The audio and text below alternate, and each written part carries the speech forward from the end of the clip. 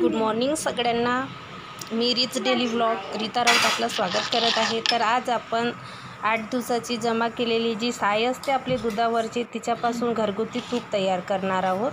खूप छान असते बघा हा घरगुती तूप। तर याला आपण छान प्रकारे फेटून घेऊया।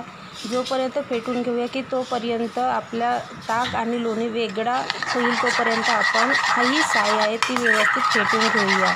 मित्रांनो, मी ही साय 5-6 तासाआधी फ्रीजमधून काढून घेतलेली, कारण ती साय जेव्हा आपण फ्रीजमधून काढून घेतो तेव्हा ती खूप थंड असते।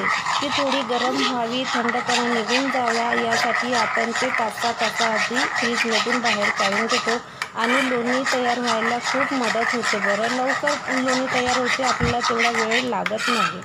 बघा आता जी ही साय आहे ना त्याच्यामधून आपण छान प्रकारे ही साय फेटून घेऊया। त्याच्यातून लोणी वेगळी होईल आणि ताक वेगळा होईल। ताक हा लिक्विड फॉर्ममध्ये बघा वेगळा निघालेला आहे आणि लोणी बघा हे घट्टसर ही लोणी आहे आणि जो लिक्विड फॉर्ममध्ये आहे ती ताक आहे।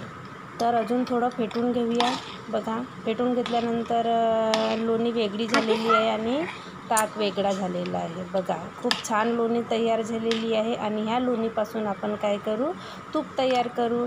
आता जी ही लोणी आहे ना ती आपण छान प्रकारे धुवून घेऊया, ताक वेगळा करूया आणि लोणी 5-6 पाण्यानं जोपर्यंत त्या लोणीमधून पांढरा पाणी म्हणजे वाईट एकदम वाईट पाणी, पांढरा पाणी, शुभ्र पाणी वेगळा होईल निघेपर्यंत आपण ती लोणी खूप छान प्रकारे धुवून घेऊया।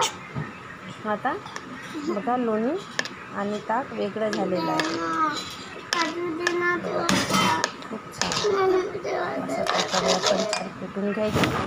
आता बघा मी धुतलेलं आहे 2-3 पाण्यानं। आता बघा तो पांढरा पाणी वेगळा झालेला आहे एकदम कलरलेस आणि लोणी वेगळी झालेली आहे। बघा असं धुवायचं जेणेकरून जो ताकाचा आंबटपणा असतो तो निघून जातो आणि आपली लोणी खूप छान प्रकारे व्यवस्थित क्लीन केलेली असते। आता ही लोणी मी धुतलेली आहे व्यवस्थित। आता याला आपण गॅसवर ठेवूया, तो वितळेल लोणी आणि त्याच्यापासून तूप तयार होईल।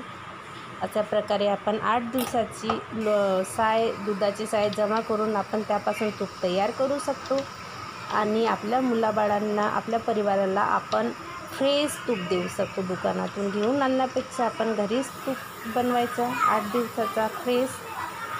खूप छान बघा आता लोणी वितळलेली आहे आणि तूप तयार होत आहे। बघा तूप तयार झालेलं आहे खूप छान।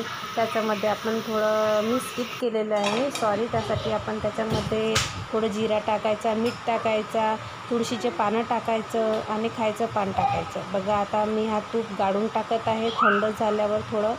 बघा एवढं तूप माझं तयार झालेलं आहे खूप छान। आणि आपण हा तूप आपल्या मुलाबाळांना फ्रेश तूप आपण द्यायचं मित्रांनो। खूप छान बघा माझा व्हिडिओ तुम्हाला आवडलेला असेल तर प्लीज लाईक, शेअर आणि सबस्क्राईब नक्की करा। बघा तूप तयार झालेलं आहे।